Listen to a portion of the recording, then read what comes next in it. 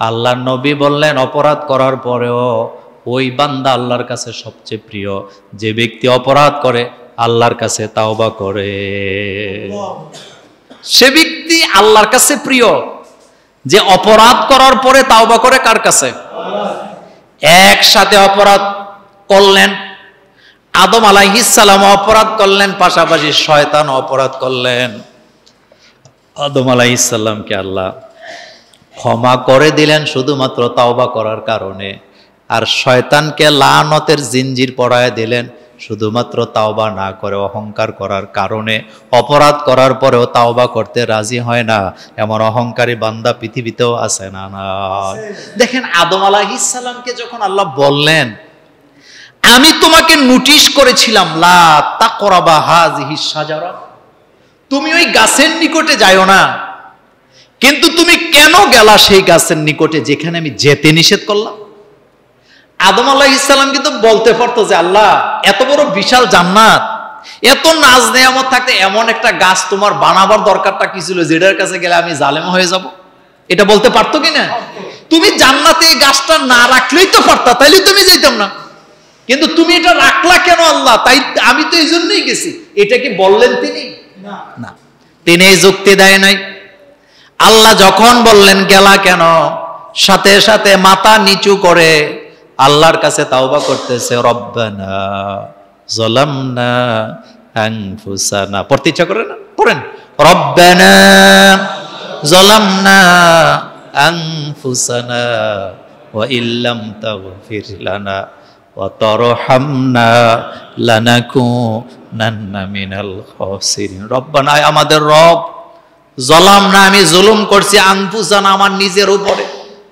মোমেন বান্দা দোষ দেয় নিজেরে, কিন্তু যারা মুনাফিক তারা দোষ চাপায় অন্যের কাঁধে।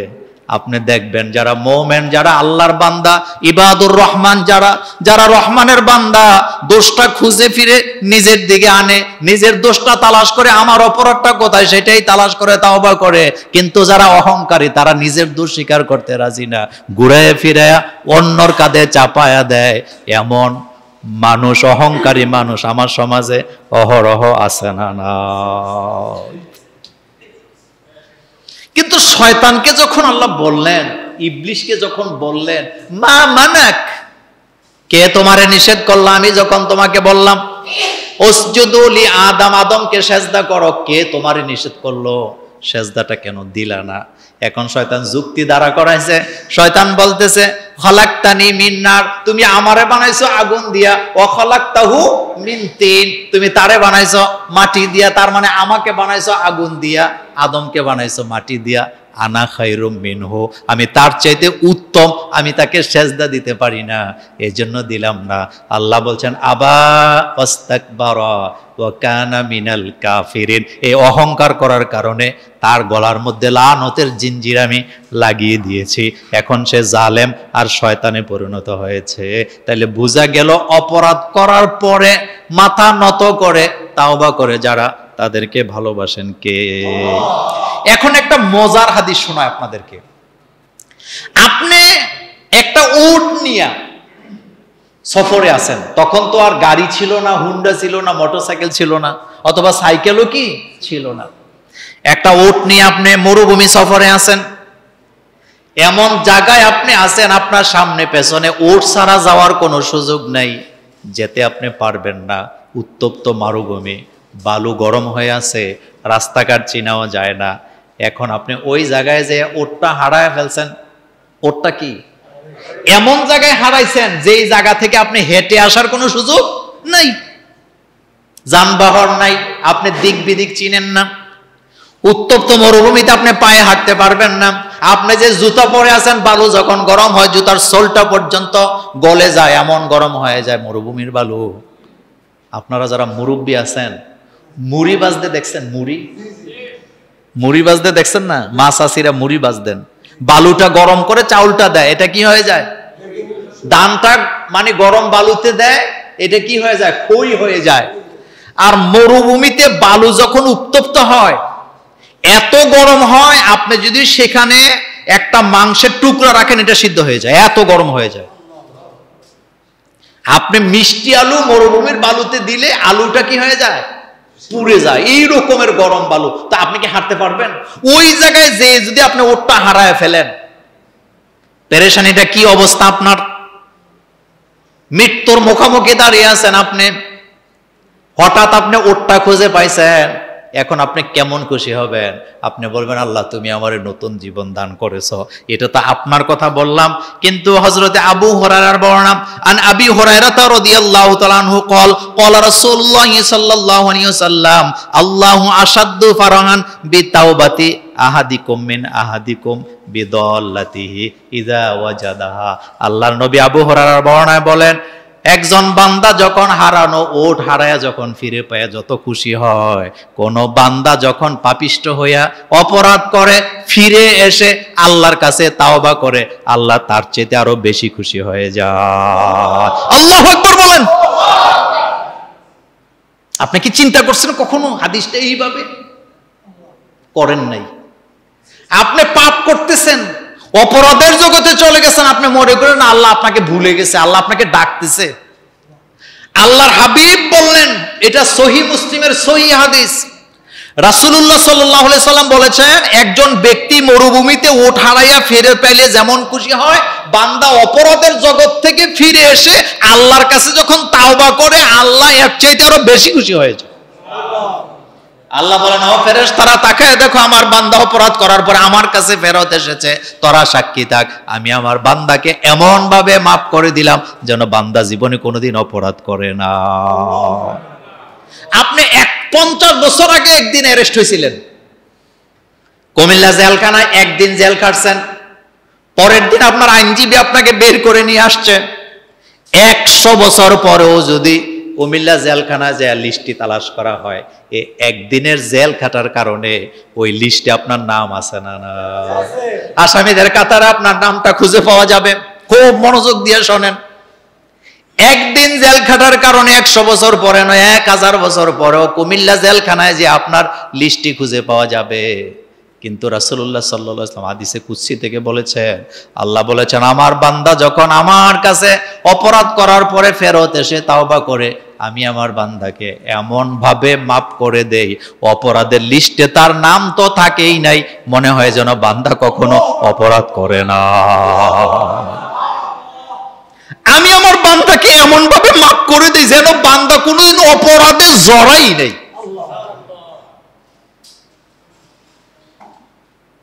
কি গুরুত্বপূর্ণ তাওবা! কিন্তু ওই তাওবাটাকে আমরা শিরক দিয়ে ভর্তি করে দেই, আমরা বুঝি না তাওবাটা কিভাবে করতে হয়। বান্দা অপরাধের জগৎ থেকে ফিরে এসে আল্লাহর কাছে যখন তাওবা করে, আল্লাহ এর চাইতে আরো বেশি খুশি হয়ে যায়। বান্দা পাপ করতে করতে এমন জায়গায় পৌঁছতে পারে না যেই জায়গায় আল্লাহর রহমত নাই।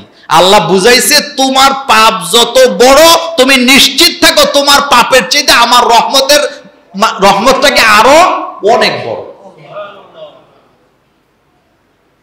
গুনাহ করেছ, অপরাধ করেছ, নামাজ ছেড়ে দিয়েছ, রোজা ছেড়ে দিয়েছ, বান্দা মিথ্যা কথা বলেছ, চুরি করেছ, কত অপরাধ তুমি করেছ, আমার কাছে আসো, আমার কাছে আসো। আল্লাহ পাক বলছেন, সাবাকাত রহমাতি গদাবি, আমার রহমত তোর পাপের চাইতে অনেক বড়, বান্দারে আমার কাছে আয়, আমি আল্লাহ তোকে ক্ষমা করে দেব। হাজার বার তাওবা শেকাস্তি বাসাত বাজা বাজা। আল্লাহ পাক আপনি যদি 1000 বার তাওবা ভঙ্গ করেন, এরপর আল্লাহ ডাকে, বান্দা আমার কাছে আয়, আমি তোকে ক্ষমা করে দেব। আমার কলিজার ভাইয়ের, আল্লাহ কত দয়ালু, এটা খুবই মনোযোগের কথা, খুব মনোযোগ দিয়ে কথাগুলো শুনবেন। আল্লাহ কত বড় দয়ালু, কত বড় দয়ালু, আল্লাহ দয়া কত। আল্লাহ রাব্বুল আলামিন সহিহ মুসলিমের হাদিসে একটি হাদিস আছে, আবু হুরায়রার বর্ণনায়, তিনি বলেন, আল্লাহ রাসূল বলেছেন, আল্লাহর হাদিসে কুদসিতে বলেছে, আমার রহমতকে আমি 100 ভাগ করলাম। কথা কি মনোযোগ আছে? আমি রহমতকে, ভালোবাসাকে 100 ভাগ করলাম। 100 ভাগ করার পরে একটা ভাগ আমি সৃষ্টি জগৎকে ছড়ায়া দিলাম, একটা ভাগ পুরা সৃষ্টি জগৎকে ছড়ায়া দিলাম। একটা ভাগকে পুরা সৃষ্টি জগৎকে দেওয়ার পরে মা তার সন্তানকে জীবনের চেয়ে বেশি ভালোবাসে।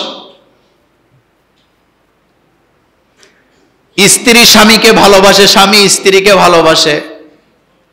একটা মোরগ, একটা মুরগি তার বাচ্চাকে ভালোবাসে। একটা হিংস্র বাঘ তার ছোট ছোট বাচ্চাগুলাকে ভালোবাসে। একটা গাভী তার বাছুরকে ভালোবাসে। একটা হরিণ তার বাচ্চাকে ভালোবাসে। আপনি খবর নিয়ে দেখেন, একটা পিপিলিকা তার বাচ্চাকে ভালোবাসে। এক একজনের জন্য আরেকজন ভালোবাসা জীবন দেয়। আল্লাহ পাক বলেন 100 ভাগের 1 ভাগ সৃষ্টিকুলকে দেওয়ার পরে দুনিয়ার মানুষের ভালোবাসার নমুনাটা যদি এমন হয়, তাহলে আল্লাহর নবী আল্লাহর কাছ থেকে হাদিস বলতেছেন, নবী জীবন আল্লাহ বলেছেন 99 ভাগ আমি আল্লাহর কাছে রেখে দিছি বান্দারে।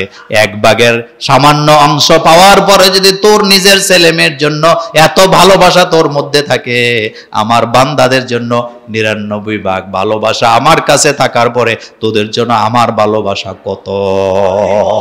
আল্লাহু আকবার। বান্দারে তোর জন্য আমার ভালোবাসা কত। আমার কলেজার ভাইয়ারা, হযরত আবু সাঈদ খুদরি রাদিয়াল্লাহু তাআলা আনহু বলেন, বনি ইসরাইলের একটা লোক, এটা সহিহ মুসলিমের হাদিসে আসছে কিতাবুত তাওবা, 100টা খুন করছে। কয়টা? 100টা খুন করার পরে একজন পাদ্রীকে যেয়ে জিজ্ঞেস করছে, আমি তো 100 খুন করছি, আমার কি তাওবার দরজা খোলা আছে নাকি? পাদ্রী কয়, না, তোমার তাওবার দরজা খোলা নাই। লোকটা 99টা খুন আগে করছিল। পাদ্রী যখন বলছে তাওবার দরজা খোলা নাই, লোকটা বলতেছে আমি 100 পুরাবো, যেহেতু তাওবার দরজা খোলাই নাই, তোরে বাঁচায় রেখা লাভ নাই। পাদ্রীকেও লোকটা হত্যা করলেন। বুখারী মুসলিমে হাদিসটা আসছে। এখন খুন করছে কয়টা?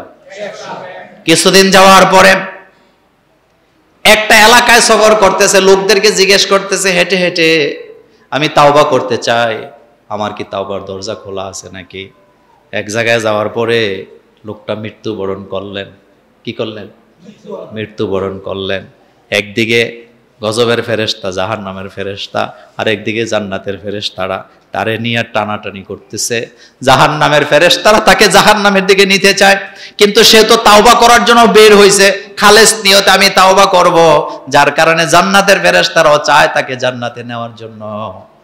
এভাবে করে যখন ফেরেশতারা টানাটানি শুরু করলেন, আল্লাহ রাব্বুল আলামিন বললেন, ও ফেরেশতারা, আমার বান্দা যে তাওবা করার জন্য বের হয়েছে, আমি এই কারণে আমার বান্দাকে মাফ করে দিলাম। কি বুঝলেন? আল্লাহ ক্ষমা করে তো? আস্তে কইছেন। ক্ষমাটা চাইবেন কার কাছে? আল্লাহ রাব্বুল আলামিনের কাছে ক্ষমা চাইবেন। আমার কলেজার বেড়া, বনি ইসরাইলের একটা লম্বা হাদিস আপনাদেরকে বলি, হাদিসটা মনোযোগ দিয়ে মনে রাখবেন।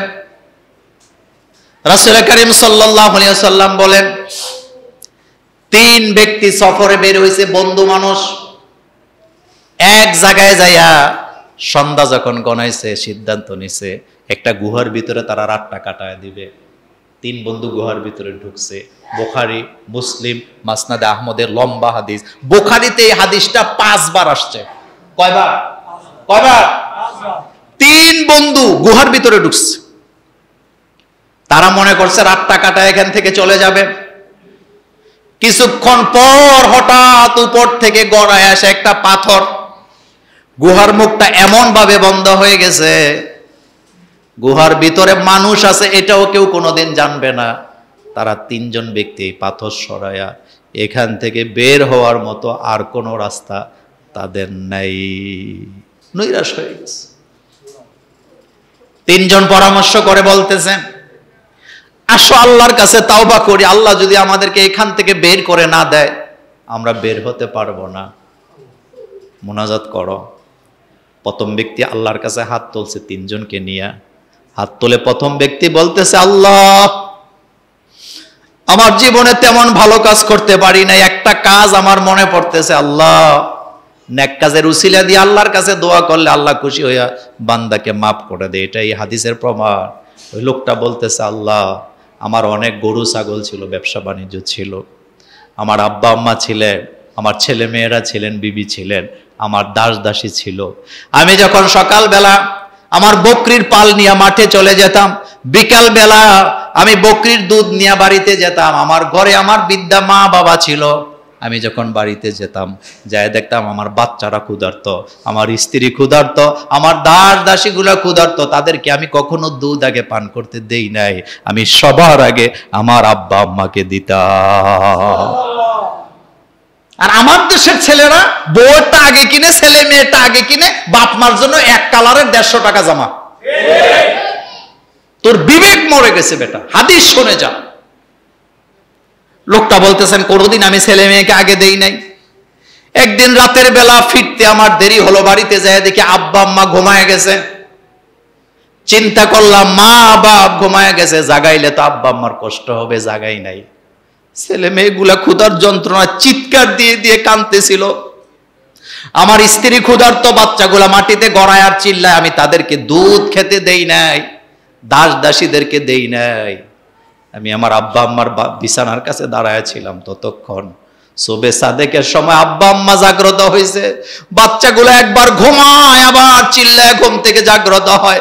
আমি বাপ হিসাবে তাদের মুখে খাবারটা তুলে দেই নাই। আমার মাথায় একটাই চিন্তা ছিল, আব্বা আম্মাকে না খাওয়াইয়া কাউকে খাওয়াবো না। আবার মাথায় এটাও চিন্তা, আব্বা আম্মাকে জাগাইলে কষ্ট হবে। সারা রাত দাঁড়ায়া থেকে যখন সুবে সাদেক হয়েছে, আমি আমার আব্বা আম্মা যখন জাগ্রত হয়েছে, তাদেরকে আগে দুধ পান করাইয়া তারপরে আমার বাচ্চাদেরকে খেতে দিছে। আল্লাহ, এটা তোমার খুশি করার জন্য আমি শুধুমাত্র করেছি। এটা যদি তুমি আমার সাক্ষী, তুমি তো সাক্ষী আছো, তুমি ছাড়া কাউকে খুশি করার জন্য এটা করি নাই। আল্লাহ, এই উসিলায় আমাদেরকে মুক্ত করে দাও।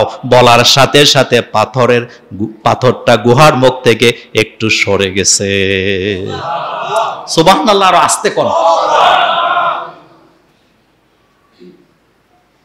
কিন্তু পাথরটা এতটুকু সরে গেছে যতটুকু সরলে লোকগুলা ভিতর থেকে বাইরে হওয়ার সুযোগ নাই, এখনো বাইরে হওয়ার মতো রাস্তা হয় নাই। দ্বিতীয় ব্যক্তি হাত তুলছে আল্লাহর দরবারে। দ্বিতীয় ব্যক্তি হাত তুলে আল্লাহর দরবারে বলতেছেন, আল্লাহ, আমার জীবনও ভালো কাজ তেমন করি নাই। আমার একটা চাচাতো বোন ছিল সুন্দরী, যাকে আমি কৈশোর থেকে ভালোবাসতাম, যার প্রেমে আমি পড়ছিলাম। মনোযোগ আছে? আমার চাচাতো বোন ছিল খুবই সুন্দরী। ওই যুগে এত সুন্দর মেয়ে ছিল না। আমি ছোট্ট কাল থেকে তার প্রেমে পড়ছিলাম। আমি তাকে দেখতে দেখতে দেখতে দেখতে বড় হয়েছি। একটা পুরুষ একটা মেয়েকে যতটুকু ভালোবাসতে পারে আমি তাকে ততটুকু ভালোবাসছি। আমার জীবনের চেয়েও বেশি ভালোবাসতাম, কিন্তু আমি তাকে জীবনে কোনোদিন কাছে পাই নাই। একটা পর্যায়ে আমি তাকে টাকা পয়সা দিতাম, লালন পালন করতাম, কিন্তু তাকে আমি কখনো হাতের মুঠায় পাই নাই। আমার অনেক সময় মনের মধ্যে জাগতো আমি যেন তার সাথে রাত্রি যাপন করতে পারি, কিন্তু আমি সেই সুযোগ পাই নাই। হঠাৎ করে দেশের ভিতরে অভাব অনটন দেখা দিল। অভাব অনটন দেখা দেওয়ার পরে আমার সেই চাচাতো বোন, যাকে আমি আমার জীবনের চেয়ে বেশি ভালোবাসি, একদিন সে আমার কাছে আসছে সাহায্য নেওয়ার জন্য। আমার কাছে টাকা পয়সার অভাব ছিল না। আমি তাকে 120 দিনার দিলাম। কত? 120 দিনার দিলাম। তবে এমনি এমনি দেই নাই। আমি তাকে শর্ত দিলাম, তুমি যদি আমার সাথে রাত কাটাও, বিছানাও যেতে রাজি হও, আমি তোমাকে টাকা পয়সা দেব, নতুবা দেব না। আমার চাচাতো বোনের অবস্থাটা এমন ছিল, তার মা বাবারা এতটা ক্ষুধার্ত ছিল। আমার এই প্রস্তাবটাতে সে শুধুমাত্র অভাবের কারণে রাজি হয়েছে। কিসের কারণ? কিসের কারণ? যে সমস্ত নারীরা দেহ ব্যবসা করে, এদেশের ধনাঢ্য ব্যক্তিরা কোনোদিন তাদেরকে স্বাবলম্বী করার জন্য চেষ্টা করে নাই, বরং ভোগ করার জন্য চেষ্টা করে। কথাকে ঠিক বললাম? যৌনপল্লীতে যারা বাস করে তারাও মানুষ, তাদেরকেও বানাইছে কে? আল্লাহ। কিন্তু আমাদের দেশের ধনী ব্যক্তিরা কখনো কি তাদের কোনো খোঁজ নিছে? লোকটা বলতেছেন 120 দিরহাম আমি তাকে দিলাম, দিনার দিলাম, কিন্তু শর্ত দিলাম তুমি আমার সাথে থাকতে হবে। আমার চাচাতো বোনের কাছে কোনো রাস্তা ছিল না, রাজি হয়ে গেছে। আমি তার কাছে গেলাম, বুখারীর হাদিসে আসছে। আমি তার 2 পায়ের উপরে বসলাম।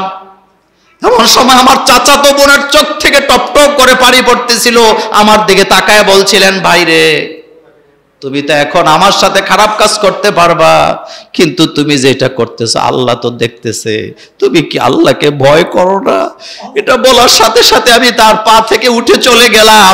আমি বললাম, বোন যা, আজকের থেকে মৃত্যু পর্যন্ত তোর যত টাকা পয়সা লাগবে আমি দেব, আমি কোনোদিন জিনায় লিপ্ত হব না। আল্লাহ সেদিন শুধুমাত্র তোমাকে খুশি করার জন্য আমি জিনা করি নাই, তার পায়ের উপর থেকে উঠে আসছিলাম, আল্লাহ গো তোমাকে খুশি করার জন্য এটা করেছি, এই উসিলায় তুমি আমাদেরকে মুক্ত করো। বলার সাথে সাথে পাথরটা আরেকটু সরে গেছে। এখনো শেষ হয় না, আরেকটু সরতে হবে পাথর, নতুবা বাইরে হওয়া যাবে না। তৃতীয় ব্যক্তি আল্লাহর দরবারে দোয়া করে বলতেছে, আল্লাহ আমি কিছু লোককে কাজে রাখছিলাম, বদুল্লা রাখছিলাম, সবাই কাজকর্ম করার পরে যার যার পাওনা আমি তারে বুঝাই দিছি, একটা লোক আমার থেকে পাওনা না নিয়ে চলে গেছে। আমি তার টাকাটা আলাদা করছি, বিনিয়োগ করছি, আমার দেশে বদলি খাটায়া টাকা দেয় না, এমন লোক নাই? 3 বাজার ঘুরায়। কয় বাজার? লোকটা বলতেছেন তার টাকাটা আমি বিনিয়োগ করলাম, তার টাকা বিনিয়োগ করার পরে হাজার হাজার বকরি ছাগল পাল দাস দাসীতে ভরে গেছে তার এই টাকার বিনিময়ে। আমি এটা সবসময় আলাদা রাখছি। কিছুকাল যাওয়ার পরে লোকটা এসে বললেন, আমার পাওনা আমাকে দেন। আমি তাকে বললাম, ভাই এই দিকে যত বকরির পাল দেখো, উট দেখো, যা দেখো, দাস দাসী দেখো, কর্মচারী, এগুলা সব তোমার, সবগুলা তুমি নিয়ে চলে যাও। লোকটা বলতেছে, আল্লাহর বান্দা তুমি কি আমার সাথে ঠাট্টা করো নাকি? কয় না, আমি ঠাট্টা করি না, এই তুমি যে টাকাটা ছেড়ে গেছিলে ওইটা বিনিয়োগ করার কারণে এত এত মাল হয়েছে, ওগুলা নিয়ে তুমি চলে যাও, আমার কোনো আপত্তি নাই। আল্লাহ সেদিন তোমাকে খুশি করার জন্য আমি তার পাওনাটা তাকে বুঝাইয়া দিছিলাম, এই উসিলায় তুমি আমাকে মুক্ত করে দাও। বলার সাথে সাথে পাথরটা পুরাপুরি সরে গেল।